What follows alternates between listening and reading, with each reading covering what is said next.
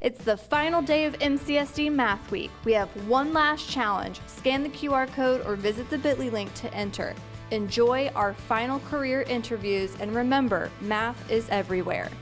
Hi, I'm Caroline Westervelt. I'm one of the owners of Treasure Coast River Cruises here in Stewart. We have a pontoon boat and we do pontoon boat cruises. Hi, I'm Captain Bill Rostock with Treasure Coast River Cruises, one of the co-owners. For my job, I use math in a couple different ways. I use percentages a lot when I'm trying to figure out costs. I use math when I'm calculating my crew pay, which is important because my crew likes to get paid properly. I also use math for figuring out fuel mileage and how that might impact if there's a problem with the engine. If something is burning more fuel than one of the engines is burning more fuel than the other, we're able to tell that beforehand because of the mileage. Mathematics are a big part of what I do, although I don't consciously think about it. A lot of the training I had had to do by hand, trigonometry, slide rules, compasses, stuff like that. And now all that stuff is in these components here. This is a GPS, which uses triangulation from satellites above the Earth to find out our position. Our compass here will show us our direction. There's 360 degrees to the compass, so you can pick a heading based on the degrees. I'm actually really surprised at how much I use math during the course of my job. I was not a good math student when I was in high school. It didn't click for me, and now I find myself using percentages on a regular basis. Hi, my name is Janet Lagerstrom. I am a certified public accountant here in Jensen Beach. I've owned my own business for over 35 years, and the fundamental thing that I do is work with numbers.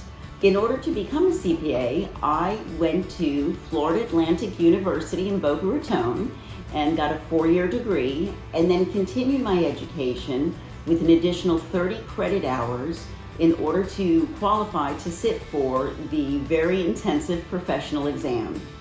In today's world, it's a slightly different. You must obtain a master's degree and work under a CPA for 1,000 hours, and then you are qualified to sit for the professional exam to become a certified public accountant. I use math almost every day in my career. One of the things that we do in this office, of course, is prepare tax returns. In order to prepare a tax return, I go through a taxpayer's paperwork that not only has numbers on it, but they come from different companies. My job is to organize their paperwork and then take the numbers that are on the papers and integrate them into a form like this that every American has to file on an annual basis.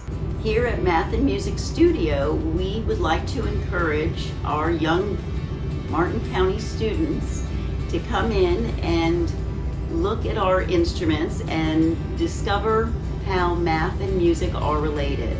There is counting in music throughout every song. We have sequences and patterns in every song. If we can learn to recognize those, it may help students with some of the fundamentals of mathematics.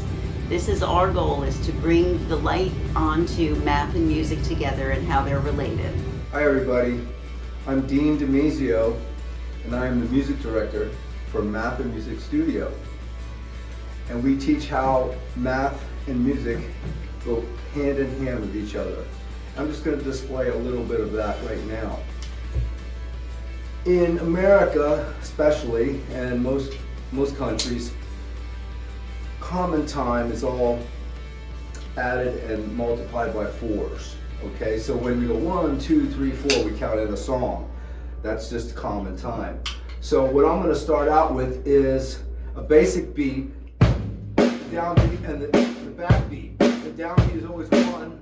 So this chord is 1, 2, 3, 4, 1. I'm going to go to 8 though. And 2, and 3, and 4, and 1, and 2, and 3, and 4, and 1, and 2, and 3, and 4. Alright, so that's 8 notes on the hi-hat. The beat still stays the same.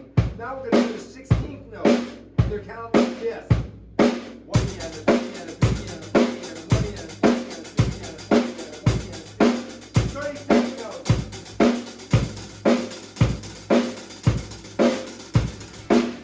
So we're just compounding by 4s.